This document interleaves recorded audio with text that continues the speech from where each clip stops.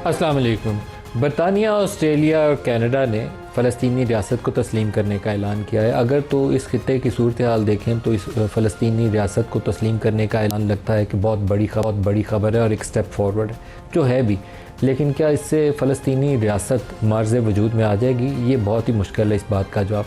फ़लस्तीन के कोई बाकायदा डिफ़ाइंड किस्म के बॉर्डर्स नहीं हैं, और जो दो अरब इसराइल वॉर हुई इस इलाके के अंदर 1918 वाली और 1967 वाली, उसके बाद वो शक्ल इस इलाके की बरकरार है ही नहीं है। बल्कि ये कहना चाहिए कि जो बेलफोर ट्रीटी थी, जिसमें बरतानिया ने इस मसले की बुनियाद भी रखी, जैसे मसला है कश्मीर हम कहते हैं ना, अनफिनिश्ड एजेंडा ऑफ पार्टीशन है, इसी तरीके से यहाँ पे फ़लस्तीनी इलाकों के अंदर जो एक ज्यूइश स्टेट का क़याम था, ये बरतानिया के उस वक्त के सेक्रेटरी ऑफ स्टेट ने एक ख़त लिख कर, क्योंकि उस वक्त बरतानवी राज पूरी दुनिया के ऊपर छाया हुआ था, तो इन्होंने 1917 में उसकी बुनियाद रख दी थी। उसके बाद से आज तक ये मसला कभी हल ही नहीं हुआ। जो इलाके के असल बाशिंदे थे, उनका इलाका जो फ़लस्तीनी रियासत थी, मुसलमानों का जिनका मुल्क था, उनसे वो ज्यूइश लोगों के कब्ज़े में चला गया और ऊपर मोहर लगा दी बरतानवी उस वक्त राज ने, उसके ऊपर अपनी स्टैंप ऑफ अप्रूवल लगा दी, और आज तक उसका मसला हल नहीं हुआ। और जो उसके बाद भी ट्रीटीज़ हुई, किसी ट्रीटी के नतीजे में भी अमन नहीं आया, बल्कि फ़लस्तीनी जो रियासत के इलाके उसके अपने होने चाहिए थे, वो मुख्तलिफ़ मुल्कों के कब्ज़े में ही रहे।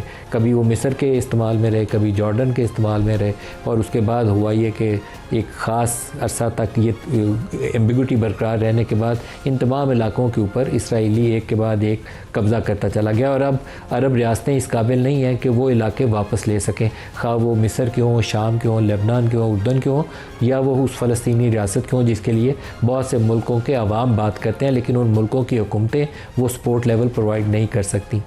आज जहां हम खड़े हैं, यूएन के अंदर एक अरब समिट भी करवाने जा रही है, सऊदी अरब और फ़्रांस उसको को होस्ट करेंगे, जहां फ़लस्तीनी रियासत के हवाले से 6 मज़ीद ममालिक जो है, जिसमें फ़्रांस भी शामिल है, उसके ऊपर ऐलान करेंगे कि हम फ़लस्तीनी रियासत को तस्लीम करने जा रहे हैं। तो स्टेप फॉरवर्ड तो है, लेकिन जब तक उसके बॉर्डर, जिसमें यरूशलेम उसका दारुल हुकूमत हो, वेस्ट बैंक की क्या पोजीशन है वो वाज़े हो, गज़ा के ऊपर जो कुछ वो कर रहा है, 65,000 मुसलमानों को शहीद कर चुका है, उसके ऊपर एक वाज़े पोजीशन ना इख्तियार की जाए, तब तक इसका अमली तौर पर फ्रूटफुल होना काफ़ी मुश्किल नज़र आता है। तो आज के प्रोग्राम में जो हमारे साथ शुरका हैं, उनसे इसी हवाले से बात करेंगे, और जो सऊदी अरब ने एक डिफेंस पैक्ट किया उसके ऊपर भी बात करेंगे, क्योंकि इस इलाके की पूरी जो सियासत है उस हवाले से इसकी बहुत ही सिग्निफिकेंस है। जिस तरीके से ईरान वाले अटैक के बाद जो इंडिया पाकिस्तान वाली वॉर थी, उसके बाद एक इस बात की अफादियत बढ़ जाती है कि मुसलमान मुल्क अपने दिफा और सालमियत के लिए मिलकर कुछ करें। इसी तरीके से कतर वाले अटैक के बाद सऊदी अरब के लिए बहुत ही सिग्निफिकेंट था कि सऊदी अरब जल्दी से आगे बढ़े और अपने दिफा को, अपने लोगों के तहफ़्फ़ुज़ को और अपने बॉर्डर्स को सिक्योर करने की खातिर अपना जो दूसरे मुस्लिम रियासतों से उसको मदद मिल सकती है वो ले, और ख़ुद से इसके ऊपर इनिशिएटिव ले। क्योंकि अमेरिका ने वहाँ पर जो अपनी बेस बनाई थी, ये कहकर कतर के अंदर के कतर को दिफा करूँगा, और उसी दोहा से जहाज़ उठकर दोहा के अंदर ही अटैक करने वाले जहाज़ों के अंदर तेल डाल रहे थे, वही काम कहीं सऊदी अरब के साथ ना हो जाए। तो उस हवाले से पाकिस्तान और सऊदी अरब का ये जो म्यूचुअल डिफेंस एग्रीमेंट है बहुत अहम है। तो आज के प्रोग्राम में जो हमारे साथ शुरका हैं, बेग मलिक साहब हैं, वज़ीर मुमलिकत कानून और इंसाफ हैं। सर, खुश आमदीद प्रोग्राम में। बैरिस्टर उमैर नियाज़ी पाकिस्तान तहरीक इंसाफ से हमारे साथ हैं, और खालिद चिश्ती साहब एयर कमोडोर रिटायर्ड हमारे साथ हैं। सबको प्रोग्राम में खुश आमदीद कहते हैं। फ़लस्तीनी रियासत का क़याम, बैरिस्टर अकील साहब, ये बहुत अहम है, और 100 साल से ज़्यादा हो चुका है इसराइल का इस इलाके के ऊपर कब्ज़ा, और उसका जो कुछ अब हमने देख रहे हैं गज़ा के अंदर 65,000 से ज़्यादा लोगों की शहादत, और तमाम अरब रियासतें उसका निशाना एक के बाद एक तो बन रही हैं। आवाज़ ऊंची निकालने की हिम्मत किसी में नहीं है। क्या बनेगा? बिस्मिल्लाहिर्रहमानिर्रहीम। मलिक साहब बहुत बहुत शुक्रिया। देखिए, बिल्कुल 65,000 से ज़्यादा जो है वो निहत्ते जो गज़ा के और फ़लस्तीन के बासी हैं, बाशिंदे हैं, वहाँ के जो लोग हैं, जिसमें बच्चे भी, बूढ़े भी, ख़वातीन भी, जवान भी, उन सब ने जो है ये बहुत ही जुल्म देखा है और जुल्म सहा है। और इज़राइली जारियत और नंगी जो जारियत है, एग्रेशन, आई मीन बहुत छोटा लफ्ज़ है, इज़राइल के इन इक़दामात को जो कि जिसकी इंटरनेशनल कवानीन में भी अगर आप देखें तो कोई सपोर्ट नहीं मिलती, और बिल्कुल उसने वॉर क्राइम्स है बकायदा। एब्सोल्युटली जेनोसाइड, देखें जेनोसाइड की अगर आप डेफिनेशन उठा के देखें यूएन की कन्वेंशंस में, तो उसमें से 4 से 5 जो इंग्रेडिएंट है, 4 तो वो ऑलरेडी मीट कर रहा है। अब यहाँ पे जेनोसाइड को और किन लफ्ज़ों में आप डिफाइन करेंगे कि पूरी दुनिया ये माज़रत के साथ मुझे कहना पड़ता है तमाशा देख रही है, कंडेम भी कर रही है, लेकिन उसके खिलाफ एक्शन नहीं हो रहा। अब ये एक फोरम ज़रूर मौजूद है यूएन जनरल असम्बली, जिसमें फ्रांस और सऊदी अरेबिया ने ये बेड़ा उठाया है, वो एक कॉन्फ्रेंस भी है उस हवाले से। लेकिन पाकिस्तान की स्टेटेड पोजीशन रही है कि प्री 1960s के जो बॉर्डर्स थे या उस टाइम के हवाले से, उस पर 2 स्टेट सोल्यूशन जो है उसका क़याम होना ज़रूरी है और लाजिम है। अब ये इन ममालिक ने जो काम किया है, अब ये काम बरतानिया ने, it's too late in the day. मैं ये समझता हूँ कि बैलफोर डिक्लेरेशन वो टाइम था जब आपने एक मज़हब के ऊपर, मतलब यहूदी स्टेट बनाने के क़याम के ऊपर आपने काम किया। तबाही की बुनियाद बरतानिया ने रखी है। एब्सोल्युटली, इसमें कोई ढकी छुपी बात नहीं है कि बरतानिया ने ही ये तमाम तर इसकी बुनियाद रखी। और आज अगर बरतानिया इसको इस नज़र से या इस हवाले से वो कहे कि जी हम उसको स्टेट हुड का या एक मुल्क तस्लीम कर रहे हैं फ़लस्तीन को, फ़लस्तीन में माज़र के साथ मुझे अफसोस के साथ ये कहना पड़ता है कि बचा ही क्या है गज़ा के अलावा, और वो भी एक पट्टी भी छोटा सा वो एरिया है जो बच गया है। अब अगर आप प्री 1960s या उस अराउंड के टाइम के अराउंड के बॉर्डर्स की आप बात करते हैं, तो असल तो देखें ना, फ़लस्तीनियों का ये होमलैंड था जो उनसे छीना गया। एक के बाद एक जो है ये एग्रेशन की आपको मिसाल नहीं मिलती, और वो इतनी दहाइयों से ये तमाम तर मामला चलता आ रहा है।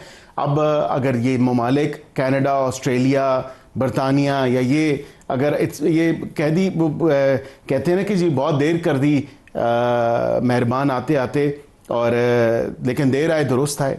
मैं समझता हूँ कि अपने किए पे जो इनका अपना ये बीज बोया हुआ है, उस पे इनको पूरी उम्मत मुस्लिमा से, पूरी दुनिया से जो है वो माफ़ी मांगनी चाहिए, और उनको आउटराइटली उनकी स्टेट की पॉलिसी होनी चाहिए कि ये हमसे उस वक़्त की गलतियाँ हुई और गलतियों का खुमियाजा आज पूरी दुनिया देख रही है। जो तमाशा इजराइल ने लगाया, वेपन्स ऑफ मैस डिस्ट्रक्शन का कह के इराक पूरे को तबाह कर दिया था। खालिद चिश्ती साहब, जो प्री 1967 पोजीशन है, इसके ऊपर मांग करना मुसलमान मुल्कों की, सऊदी अरब की, पाकिस्तान की, सारों की यही मांग है।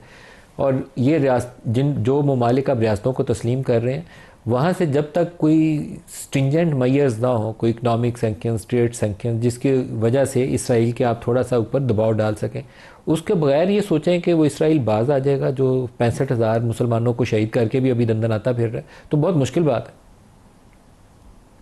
बहुत शुक्रिया मलिक साहब। आप तो प्री 67 बात कर रहे हैं और मैं 1948 की भी बात करना चाहूँगा, जब यहाँ पे ज्यूज सिर्फ 15% थे, और जब यहाँ से पूरी दुनिया से ज्यूज को लाकर आबाद किया गया था। और यही ब्रिटेन जिसका आप जिक्र कर रहे थे, यूके का, उसने ये वादा किया था कि मैं दोनों को एक जस्टिफाइड डिस्ट्रीब्यूशन दूंगा। और जब लेट 50s में जब ये तय पाया कि ज़मीन के हिसाब से या पॉपुलेशन के हिसाब से होनी है, तो फ़लस्तीनी उस वक्त भी 55% थे, और बजाय आधा देने के उनको एक टुकड़ा दे दिया गया। आपके सामने है, फिर इन्वेजन शुरू हो गई, फिर 1967 आ गया, रेस्ट इज हिस्ट्री। तो उनको बाय डिज़ाइन मार्जिनलाइज किया गया ओवर द इनिशियल 30-40 ईयर्स, और उसके बाद तो कोई लिमिट ही नहीं है। जो आप जिक्र कर रहे थे अपने इंट्रोडक्शन के दौरान के इतने हज़ारों और अभी 60-70 हज़ार लोगों को शहीद कर दिया गया, और अभी भी शायद उनको इत्मीनान या सुकून नहीं हो रहा।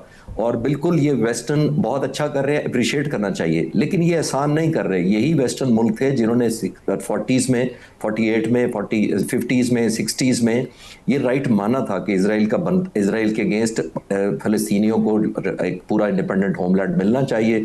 और इस हद तक फिर सबकी क्राइमेंस टेसेट हो गई, डिक्लेयर्ड हो गई या अनडिक्लेयर्ड हो गई।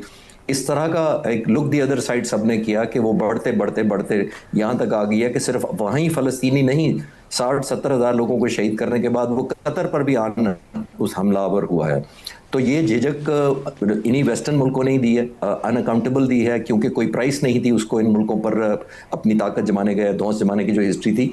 तो ये कंटिन्यूड है, अल्लाह करे अब चेक हो जाए। और ये जो मुल्कों ने एक मॉरल प्रेशर ही बिल्ड किया है जो फ़लस्तीन की हुकूमत को तस्लीम करके, और जो पाकिस्तान और सऊदी अरब का जो एग्रीमेंट हुआ है, एक डिटरेंस का मैसेज आए। और लास्ट पॉइंट इसके ऊपर मलिक साहब ये है कि इजराइल को कोई आज तक उसने कोई प्राइस नहीं दी है इस एस्केलेशन की, और अनचेक जो टेररिज्म या बारबरिज्म उसने किया है, कोई कीमत नहीं किसी ने मांगी, सिवाय रेजोल्यूशन के और करारदादें पास कर लेने के और फिर उसको बुरा भला कह लेने के अलावा कुछ नहीं हुआ। जब ये मुल्क प्राइस ऐसी नहीं लेंगे यूनाइटेड, क्योंकि हम मिले जो आपस में मिल के नहीं करते, स्टैंड लोन उसने हर मुल्क को, 7 मुल्कों को पिछले कई महीनों में उसने रोंद डाला है, लेकिन कोई पूछने वाला नहीं है। तो अल्लाह करे अब कोई यूनाइटेड हो जाए, मुसलमान रियलिज्म हो कि it's a matter of turn, it's not a matter of chance. तो अब तो ये नौबत आ गई ना कि मिस्टर मैनुअल साहब आप फरमाइएगा, जो 5 परमानेंट मेंबर्स हैं यूएन सिक्योरिटी काउंसिल के, उनमें से अमेरिका के अलावा चारों ने अब फ़लस्तीनी रियासत को तस्लीम करने की ऊपर ऐलानात कर दिए हैं। अमली तौर पर जब तक आप ट्रेड सैंक्शंस, इकनॉमिक सैंक्शंस या इस तरह के इंस्ट्रूमेंट्स इस्तेमाल ना करें तब तक आप उसको मजबूर नहीं कर पाएंगे, ये भी बहुत ऑब्वियस है। तो एक तरफ तो हम वेस्ट से ये तवक्को रख रहे हैं, लेकिन साथ मुसलमान रियासतें ख़ुद जो है वो इस काबिल नहीं है, दोहा के अटैक के बाद भी बैठे हैं, तो वो अमेरिका की पीस एफर्ट को सपोर्ट करने के लामिये के साथ वहाँ से उठे हैं, खुद कोई ऐसा इंस्ट्रूमेंट इस्तेमाल नहीं कर सके। तो do you see step forward, यहीं पे रहेगा कि बयानात दे दिए हैं और वहाँ पे आगे बात नहीं चलेगी? देखिए, बात तो है कि हालात तो हाथ से निकल चुके हैं। अगर हम बात करें फ़लस्तीन की अब आबादी कितनी रहेगी कि 55-56 लाख की आबादी, जिसका आप मेजर चंक को आपने डिस्प्लेस कर दिया, 60-65 हज़ार की नस्ल कुशी कर दी, मतलब मलिया मेट करके, और फिर अमेरिका ऊपर से बयान कर रहा है कि हम इनको रीसेटल करेंगे। तो उसके बाद अगर 1947 का पैक्ट जो बरतानिया ने ख़ुद उस वक्त पार्टीशन का प्लान दिया था, उसके बाद अब आके इतने दहाइयों के बाद आके आप तस्लीम भी कर लें, तो मैं नहीं समझता, मैं समझता हूँ कि आप इस सारे खून रेजी में कंप्लिसिट रहे हैं। और अगर हम वॉर क्राइम की बात करें तो खाली ये नेतन्याहू का मसला नहीं, इन सारों का जो है ना मिली भगत थी, इस मिली भगत के साथ हुआ है।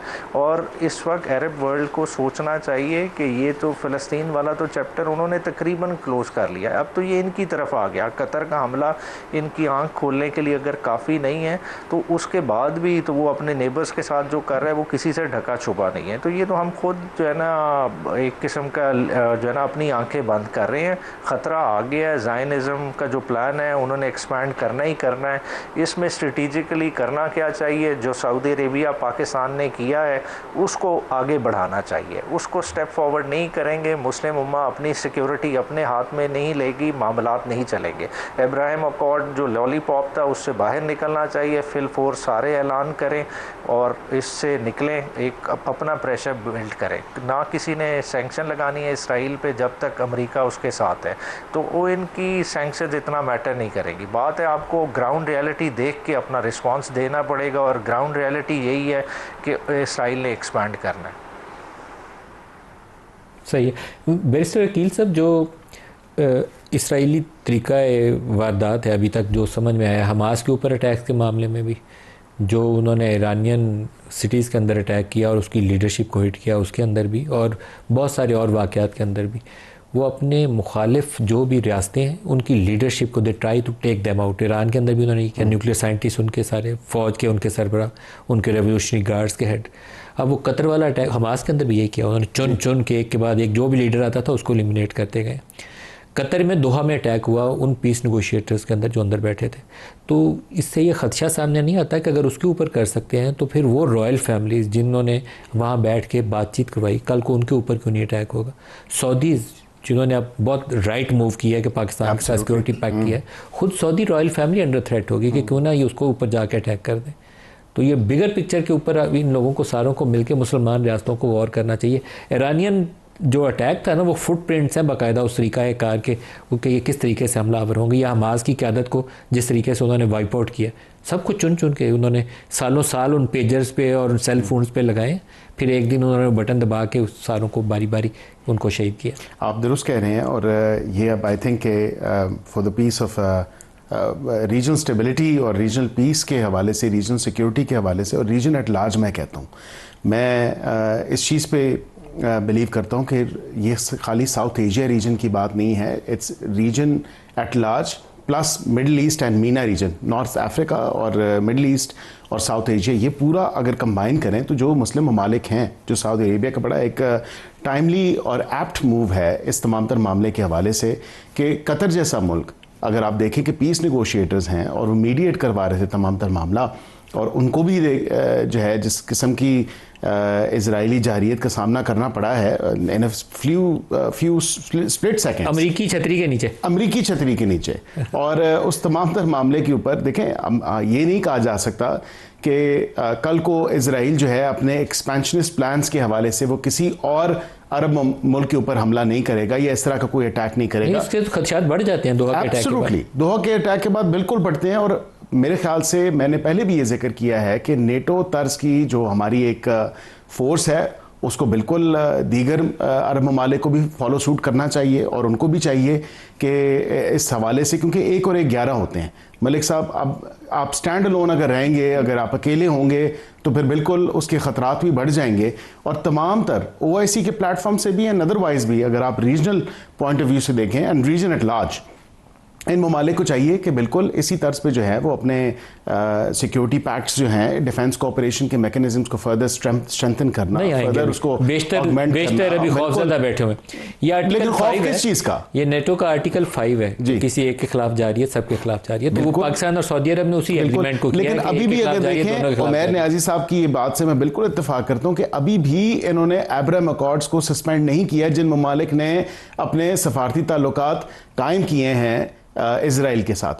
माजरत के साथ मैं भी बगैर किसी नाम लिए मैं रिसेंटली ट्रैवल मैंने किया तो मैंने वहाँ पे किसी एक अरब मुल्क के थ्रू देखा कि तेल अवीव की फ़्लाइट अभी भी जा रही है वहाँ से।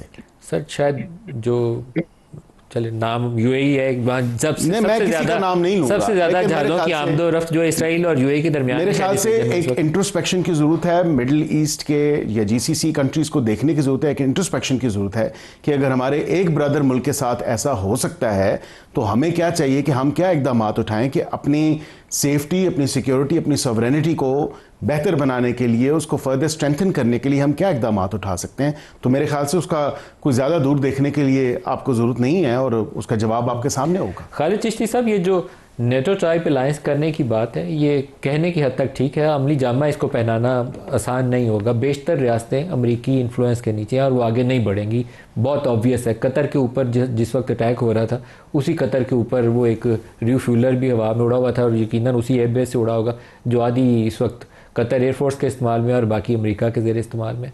तो ये कहना कि अमेरिका को पता ही नहीं था, ये बात भी दुरुस्त नहीं है। वो अशीर बात भी अगर थी या नहीं थी, लेकिन उनका ऊपर कवर, यकीनन एयर कवर ऊपर मौजूद था। तो इसमें आप सोचें कि ये मुल्क आगे बढ़ेंगे और एक जॉइंट अलायंस में आ जाएंगे, मुझे बहुत ही मुश्किल बात लगती है। लेकिन सऊदी अरब ने जो स्टेप लिया उसके बाद मुझे ये ज़रूर खदशा पैदा हो गया कि कहीं वो इसराइल सऊदी अरब के अंदर कोई ऐसी कार्रवाई, दहशतगर्दी की कार्रवाई करने की ना कोशिश करे, उसके ऊपर कोई पेशबंदी होनी चाहिए। जी मलिक साहब, मुझसे पूछा आपने? जी जी देखिए मलिक साहब, इस वक्त सऊदी अरब या कतर या कोई भी मुल्क ले लें, उनके पास बहुत ज़बरदस्त रिसोर्सेज हैं, उनके पास फंड्स हैं, जाहिर है उनके बैंक बैलेंस और बहुत उनके पास डॉलर्स हैं वेपन ख़रीदने के लिए। वो कोई भी जहाज़ ख़रीद सकते हैं। आपने देखा है कि अमेरिका के दिए हुए बहुत सारे जहाज़ इसी मुल्क में, इन्हीं दोनों मुल्कों के पास हैं, उनके पास state of the art technology है। इस वक्त सऊदी अरब को असला या मिसाइल नहीं चाहिए, उसको चाहिए यकीन और एतमाद। यानी कि जब वक्त आएगा, कहीं ऐसा तो नहीं है कि जैसे अमेरिका ने साथ दिया है कि इजराइल का, कि जब चॉइस आया कि बिटवीन अरब कंट्री या कतर और इजराइल, तो उसने इजराइल का साथ दिया। सऊदी अरब को इस वक्त डिग्री ऑफ अश्योरेंस चाहिए। अमेरिका के आप देख लें कि इतना ये जो स्पेस क्रिएट की है हमारे लिए, जो जगह पैदा हुई है, ये अमेरिका ने पैदा की है, क्योंकि वो एलिमेंट ऑफ डिसअपॉइंटमेंट जो नज़र आता है अरब मुल्कों में, और मैं MBS को, उनकी विजन को दाद दूंगा कि उन्होंने ग्राउंड रियलिटी को माना है कि हमने ओवर डिपेंडेंट किया है अमेरिका के ऊपर। और आखिरी वक्त आपने नोट किया होगा, उन्होंने सिचुएशनल अवेयरनेस, जिसको कहते हैं ना ग्राउंड स्टॉक, उन्होंने बहुत अच्छा लिया है। उन्होंने रियलाइज़ कराया कि जैसे आप कह रहे हैं कि अगला मुल्क कोई भी हो सकता है, और मैंने भी पिछले सवाल के जवाब में यही कहा था कि ना तो अब जो इसराइल की झिझक है उसका तो मैटर ऑफ टाइम लगता है या मैटर ऑफ टर्न लगता है, मैटर ऑफ चांस नहीं रह गया अब। तो ये बहुत अच्छी बात है कि उसको करें। अमेरिका वैसे भी पूरी दुनिया में आपने नोट किया फैला हुआ है। जिस प्रोपेगेंडे की बात करते हैं, इंडिपेंडेंटली आप देखें, अगर मैं इंडिपेंडेंटली इन्हीं GCC कंट्रीज को देखता हूं जिसका ये हिस्सा है, सऊदी अरब भी हिस्सा है, उनका तकरीबन बजट पाकिस्तान के 9 बिलियन के मुकाबले में $140 बिलियन है। और 4 लाख तो उनकी फौज है आपस में इकट्ठी, अगर यूनाइटेड कर दें। लेकिन उसके बावजूद आपने देख लिया, कैपेसिटी एक और चीज़ होती है। मेरा मानना ये है कैपेसिटी एक और चीज़ होती है, रिजॉल्व एक और चीज़ होता है। जो इन हालात में देख रहे हैं, अंग्रेजी में कहते हैं कि fear is a reaction, courage is a choice. जो किसी का खौफजदा होना एक कुदरती अमल है, लेकिन बहादुरी एक चॉइस होती है। तो इन मुल्कों में जो मैं देख रहा हूं कि फियरफुल होना कोई बुरी बात नहीं थी, लेकिन उसका रिजॉल्व होना कि हिट बैक ना करना और एक प्रोहिबिटिव प्राइस ना इम्पोज करना इसराइल पर, प्रॉब्लम उधर आता है।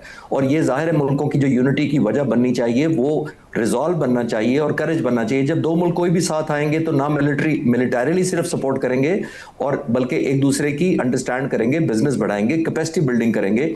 और आखिरी पॉइंट मलिक साहब, ये भी जहन क्लियर कर लें कि बहुत सारे लोग मुझसे पूछ रहे हैं कि जी जब हमला होगा तो हम पाकिस्तान जाएंगे या एयरफोर्स जाएगी। देखिए, हमने पीस टाइम में कैपेसिटी बिल्ड करनी होती है।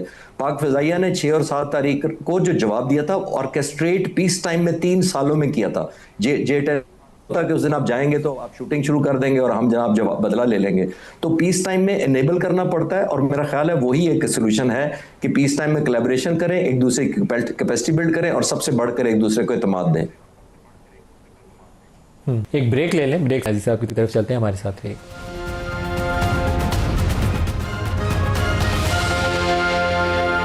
प्रोग्राम में दोबारा खुश आमदीद कहते हैं। बेस्ट उमैर न्याजी साहब, जो मुसलमान रियासतें हैं, ख़ास तौर पर ये मिडल ईस्ट वाली, इनके लिए अगर वे फॉरवर्ड सुजेस्ट करना हो तो पहले तो इनको इंटरनली एक डायलॉग करना चाहिए अरब रियासतों को कि हमें अपना दिफा कैसे मजबूत बनाना। जैसे GCC ने कुछ अर्सा पहले एक इजलास किया भी, लेकिन उसके बाद वो ठंडे पड़ गए, कतर वाले इजलास में कुछ बोले ही नहीं है। तो मेरे ख्याल में जब तक ये इंटरनली रियलाइज़ नहीं करेंगे कि इनको चैलेंज क्या है और इनकी एग्जिस्टेंस को थ्रेट है इस वक्त, तब तक ये आगे नहीं बढ़ सकते। बिल्कुल जी, इसी तरह देखें, बात है कि दो मुसलमानों का क्लोज़ होना भी किसी और मुस्लिम ममालिक को एज थ्रेट नहीं देखना चाहिए। जब तक ऐसा इंटरनली डायलॉग नहीं करेंगे हम ज़्यादा करीब नहीं आ सकेंगे। और जो कॉमन थ्रेट जो इसराइल की सूरत में एक वाज़े थ्रेट मौजूद है उसको काउंटर भी नहीं कर सकते, और हम इंटरनल इश्यूज़ में डिवाइड भी हो सकते हैं और तरह से भी सोच सकते हैं। बिल्कुल आप ठीक है सर, लेकिन इन सारी चीज़ों से एक और भी हमें भी लेसन ड्रॉ करना चाहिए पाकिस्तान को। पाकिस्तान में इस वक्त जो बलूचिस्तान में, KP में और बाज़ दीगर इलाकों में जो दहशतगर्दी की लहर है, हमें उसका प्रायोरिटी बेसिस पे हल ढूंढना चाहिए। इंटरनल हारमनी बहुत ज़रूरी होती है। बाकी मुसलमान मुल्कों के लिए भी यही सबक है। इंटरनल हारमनी जो है वो आपके नेशनल डिफेंस को कंट्रीब्यूट करती है, तवाना और मजबूत करती है। बैरिस्टर उमैर साहब, देखिए बिल्कुल, देखें इंटरनल हार्मनी के लिए जी ज़रूरी क्या है। देखें पाकिस्तान इस वक्त जिस क्रॉस रोड पे खड़ा है ना, पाकिस्तान की 2-3 मेजर डेवलपमेंट्स चल रही हैं। अगर उसके कॉन्टेक्स्ट में देखेंगे फिर ज़्यादा बेहतर हम उस चीज़ को एनालाइज कर सकते हैं। सबसे पहले देखें, पाकिस्तान और अमेरिका का डिप्लोमेटिकली एक अच्छे रिलेशनशिप का आगाज़ हो गया है, मगर इसका ये मतलब नहीं है कि हम कोई अमेरिका की प्रॉक्सी बन जाएंगे और कल को हम अफ़गानिस्तान में अमेरिका के हाथों इस्तेमाल हो। हमने ये चीज़ को देखना है। सेकेंडली देखें, चाइना के साथ रिसेंटली आप CPEC 2 की बातें कर रहे हैं। CPEC 2 का सारा इन्हिसार इसी चीज़ पे जिसकी तरफ आप इशारा दे रहे हैं। CPEC 2 चलेगा तब जब ये इंटरनल हार्मनी होएगी, जब बलूचिस्तान एक वाइबल सूबे की तरह हम ऑपरेट कर सकेंगे। तो वो तभी हो सकेगा जब हम अपने बिजनेस इंटरेस्ट को भी और अपने पॉलिटिकल इंटरेस्ट, इन सारी चीज़ों को अलाइन करें। उसके लिए ज़रूरी क्या है, देखें हमें अपनी डिसिडेंट वॉइसेस डिफरेंट तरह की मौजूद होंगी। कहीं पे हमारी अपनी गलती होगी, कहीं पे दूसरों की गलती होगी, मगर किसी एक मिडिल ग्राउंड पे तो आना पड़ेगा। अगर मिडिल ग्राउंड पे नहीं आएंगे तो जिस तरह से CPEC 1 की अपॉर्चुनिटी पाकिस्तान ने मिस की है, तो CPEC 2 भी एक ख्वाब ही रह जाएगा। और उसके बाद देखें हम यही फिर वही कशकोल वाली कैफियत में रहेंगे। आज वो ये कशकोल तोड़ने का मौका आ गया है। ठीक है, डिफेंस अलाइनमेंट एक और तरफ, मगर जब तक न्यू वर्ल्ड ऑर्डर में हम इकोनॉमिकली अपने पैरों पे खड़े नहीं होंगे, रेलेवेंट नहीं होंगे, हम अपना उस तरह से मसल नहीं एग्जर्ट कर सकेंगे। बैरिस्टर अकील साहब, ये बड़ा अहम इशू है, पीस वाला और हार्मनी वाला। बलूचिस्तान और KP आपका सेटल नहीं हो रहा, आपकी फ़ौज भी वहाँ शातें उठा रही है, सिविलियन भी शातें उठा रहे हैं। तो आपको एक नेशनल लेवल की एफर्ट चाहिए जिसमें फ़ौज, सिविल, सारे, उमैर साहब भी और आप भी दोनों एक ही तरफ खड़े नजर आए। देखें, बिल्कुल हम तो इसी चीज़ को बार बार रीइटरेट कर रहे हैं और यही हम कह रहे हैं कि माज़रत के साथ पिछले 12 साल से अब फिर उमैर साहब कहेंगे कि इसको सियासी रंग देने की कोशिश कर रहे हैं, लेकिन ये सियासी रंग की बात नहीं है, ये हार्श रियलिटीज़ हैं ऑन ग्राउंड कि पिछले 12 साल से पीटीआई की हुकूमत है उस सूबे में, और वहाँ पे सीटीडी के हवाले से या काउंटर टेररिज्म की जो कैपेसिटी बिल्डिंग है लॉ एनफोर्समेंट एजेंसीज़ की, वहाँ पे उस हवाले से देखें तो सर बलूचिस्तान में कौन सा कमाल हो गया सर, दोनों जगहों पे चैलेंज है। देखिए मैं दूसरी तरफ भी आ रहा हूँ कि दोनों तरफ सीरियस चैलेंज हैं। अगर आप ये देखें फिर कहा जाएगा कि जी इन खवारिज को या टीटीपी के हार्डन जो क्रिमिनल्स थे या जो टेररिस्ट थे, जेट ब्लैक टेररिस्ट, वो उनको किसने रिहेबिलिटेशन और रीसेटलमेंट के नाम पे निकाला किया। ये एक देखिए उस तरफ बहस चली जाएगी, फिर कोई पॉलिटिकल पॉइंट स्कोरिंग की बात नहीं है। बात यह है कि ठीक है इस तमाम तर मामले के ऊपर एक नेशनल कोहेजन होनी चाहिए, एक आपको बिल्कुल यक ज़बान यक आवाज़ हो के एक ही पॉलिसी के साथ जो नेशनल पॉलिसी हो उसको टो करना चाहिए। इसमें कोई सियासी मामलात नहीं होने चाहिए। तमाम इदारों को भी, तमाम सियासी जमातों को भी, तमाम सियासी लीडर्स को भी एक पेज पे होना चाहिए दहशतगर्दी के ख़िलाफ़ जो जंग है उस हवाले से, क्योंकि हमारी जिस तरह आपने ख़ुद कहा कि अफवाज पाकिस्तान के नौजवान आए रोज़ शहादतें दे रहे हैं, वो आए रोज़ उनकी शहादतें हो रही हैं और जाम शहादत नोश फरमाते हैं। अब इसी तरह आप ये देखें कि वहाँ पे जो आपके लोकल रेजिडेंट्स हैं उनके अंदर इन दोनों सूबों की अगर बात की जाए तो वहाँ पे जो सिचुएशन है, वहाँ पे जो हालात हैं उसको भी देखने की ज़रूरत है।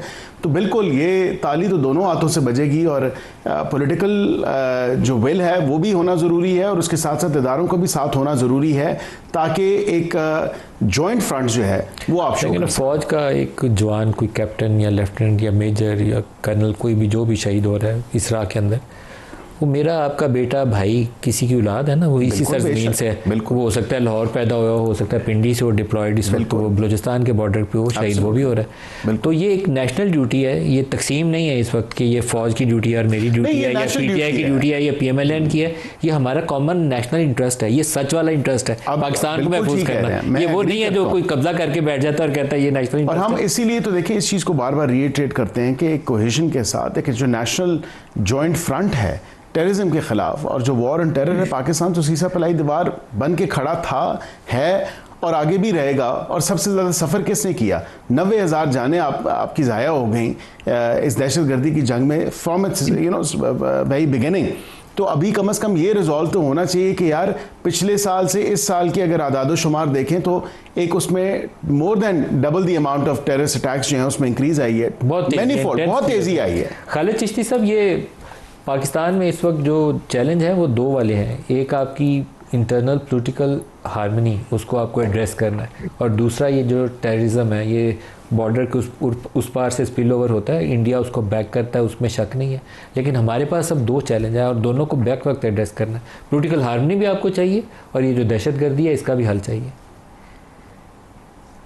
देखिए मलिक साहब, ये कोई हिंदुस्तान हमें कोई सरप्राइज़ नहीं दे रहा। 1971 देख लें क्या हुआ था। बुनियादी तौर पर हमारी पॉलिटिकल डिसहार्मनी थी, इंडिया ने एक्सप्लॉइट किया। 1 लाख के करीब 3 लाख के करीब मुक्ति बानी ट्रेंड किए, 1 लाख के करीब फ्रॉगमैन इंडक्ट किए डिस्टेबलाइज करने के लिए इस पाकिस्तान को। हमारे सामने डाटा है, तो वो तो आप पर कभी तरस नहीं खाएगा दुश्मन। हमने खुद पैदा करना है रिजॉल्व और डिटर्मिनेशन और पॉलिटिकल हार्मनी, तब होगी तो हमारा एक रिजॉल्व जाएगा। दुश्मन तो हमें ज़ाहिर है फ्रंट पे नहीं कर सका। 6-7 सितंबर अभी मई में क्या हुआ था, जहाज़ उन्होंने 7 गिरवा लिए। 10 मई को क्या हुआ था, इतनी हैवी टनेज उनके मुल्क पर हमने गिराई। तो उसने कहीं तो वो ज़ाहिर है एस्केप करना है अपने लोगों को। ज़ाहिर है 1.4 बिलियन पॉपुलेशन है, उनको कोई तो मिलिट्री ऑब्जेक्टिव दिखाना है कि हम भी बहुत कामयाब हुए हैं, हमने भी ऑपरेशन से दूर कंटिन्यू रखा हुआ है। तो कैसे कंटिन्यू रखेंगे, सामने तो आ नहीं सके। तो वो उन्होंने उसी क्रैक्स को, उसी वैक्यूम को कैपिटलाइज करना है या एक्सप्लॉइट करना है हमारे खिलाफ। जहाँ जहाँ पे एक एलिमेंट ऑफ नॉन पार्टिसिपेशन होगा, एक एलिमेंट ऑफ डिप्रीविएशन होगा, हैव और हैव नॉट का गैप ज़्यादा होगा। तो as a student of strategy मैं तो यही कहूँगा कि जितना गैप ज़्यादा होगा दुश्मन के लिए उतना काम आसान हो जाता है। और सिर्फ बलूचिस्तान और KPK में क्यों होता है, इसलिए कि उधर ये गैप ज़्यादा है बदकिस्मती से। तो हमें ये बिगर पिक्चर देखनी पड़ेगी। ये जो छोटी चीज़ें हैं ये तो प्रॉबेबली शायद कौम आने वाली नस्लें तो हमें माफ़ नहीं करेंगी। 71 की लेकिन चिश्ती साहब ये नज़र आ रहा हो सामने आपको भी और मुझे भी, और हम इसके ऊपर काम ना करें तो फिर तो सवाल ये उठेगा कि हम एड्रेस क्यों नहीं कर रहे इस इशू को।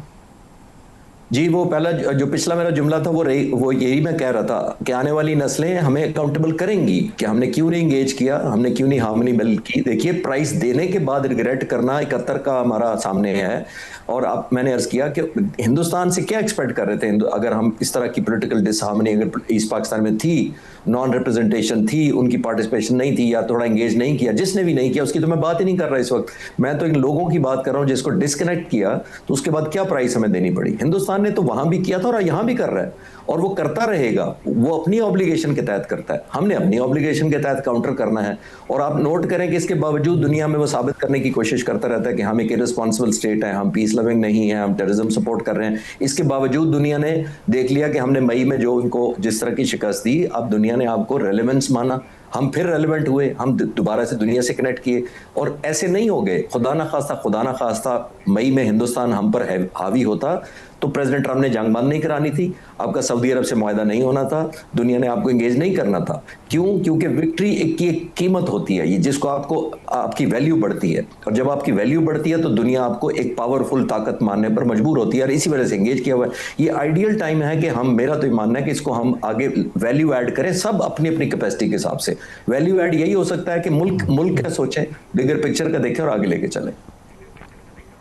बैरिस्टर उमैर न्याज़ी साहब, जब ये नज़र आ रहा हो इशू और सियासी जमातें जो हैं वो इस वक्त मुझे लगता है कि शायद वो लीडरशिप प्रोवाइड नहीं कर पा रही, शायद क्या वो यकीनन नहीं कर पा रही, ना पार्लियामेंट के अंदर से वो रोल जिसकी हम तवक्को रखते हैं कि पार्लिमान है वहाँ बैठेंगे, हल निकलेगा, सर जोड़ेंगे, बहस करेंगे, कोई ना कोई रास्ता निकल आएगा। पॉलिटिकल लोग आपस में बैठते हैं, बैठक लगाते हैं, उससे हल निकलता है। दोनों मिसिंग एलिमेंट है। बेशक देखें, पार्लिमान एक बहुत बड़ा फोरम है जो लीडरशिप प्रोवाइड करता है, मगर देखें पार्लिमान का जब खुद स्टेटस डिस्प्यूटेड हो, डिस्प्यूटेड से हट के भी चले, फॉर्म 47 को छोड़ देते हैं, जो लोग आ गए फिर आप उनको ज़बरदस्ती निकाल दें सज़ाओं की जद में। आज जैसा जमशेद दस्ती साहब को 7 साल की सज़ा, मतलब हम किस डगर पे, हम तो किसी को बनने ही नहीं देना चाह रहे ना। जब पार्लियामेंट्री लीडरशिप डेवलप ही ना हो, मतलब आप देखें कायदे आज़म के बाद हमारे यहाँ लीडरशिप का फुकदान, मतलब हम किसी को लीडर बनने देना नहीं चाहते, हम हर लीडर को मुतनाज़ा करने की कोशिश में रहें, तो फिर तो इसी तरह के मामलात रहेंगे। देखिए हमें एक चीज़ रियलाइज़ करनी पड़ेगी, पॉलिटिकल हार्मनी पॉलिटिकल लोग ही लाएंगे। पॉलिटिकल लोगों को इंगेज करने दिया जाए, पॉलिटिकल सोच को पनपने दिया जाए। पॉलिटिकल सोच नहीं पनपेगी तो ये वाले मसाइल बनेंगे। आप जितनी मर्जी मिलिट्री माइट कर लें, जितनी मर्जी वो इंगेजमेंट कर लें, देखिए ये लोग हैं जो एक विज़न देंगे। देखिए विज़न को इम्प्लीमेंट करना है। देखिए कायदे आज़म ने भी जो मुल्क बनाने वाले हैं, मुल्क के आर्किटेक्ट हमें क्या विजन दे के गए कि सियासतदानों ने पॉलिसी बनानी है और इदारों ने इम्प्लीमेंट करनी है। जब पिरामिड रिवर्स हो जाएगा तो वो प्रॉब्लम्स आएंगे, और हमें मसला ये आ रहा है कि 47 ऑनवर्ड्स हम वो प्रॉब्लम्स ही नहीं सेटल कर पा रहे, और उसी प्रॉब्लम्स की वजह से वक्तन फ़वक्तन लैप्सेस आते हैं और मुल्क जो है ना आगे जाने के बजाय हर 5-10 साल बाद उल्टा और पीछे चला जाता है।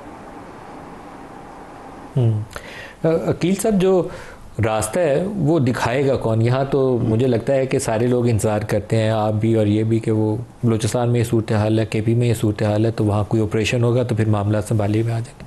पॉलिटिकल एलिमेंट, पॉलिटिकल फोर्स जो है वो मिसिंग है। वो देखें,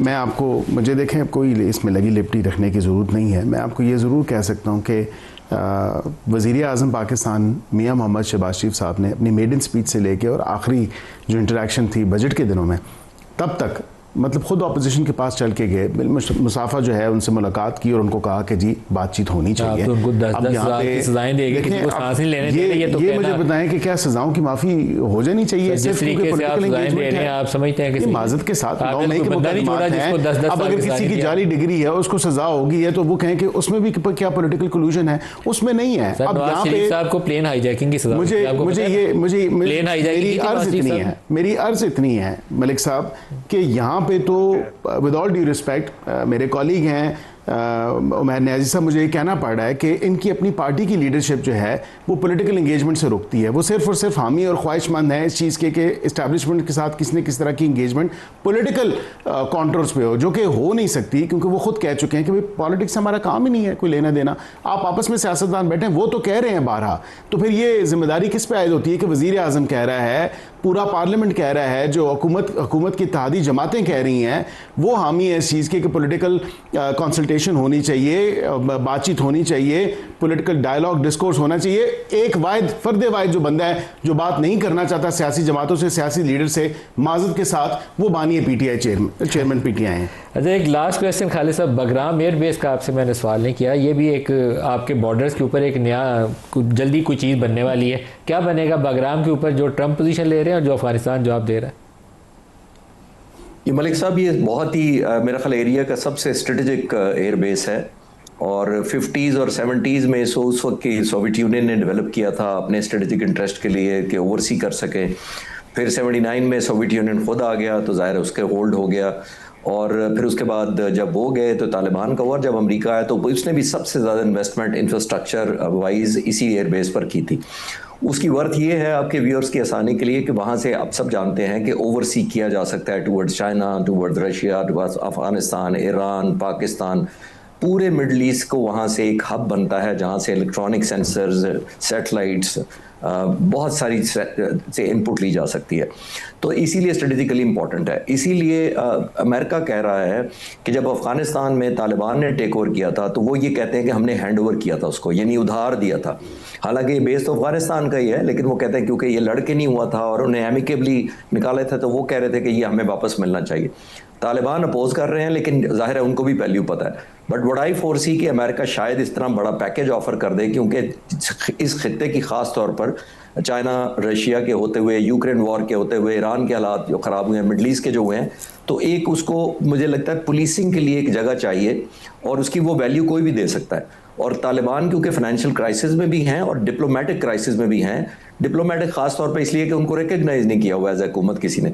हो सकता है वो इस तरह बारगेनिंग चिप कर लें और कहें कि हमें रिकग्निशन दें, और आपको भी पता है कि जब अमेरिका रिकग्नाइज कर लेगा तो 70-80% मुल्क रिकग्नाइज कर लेंगे।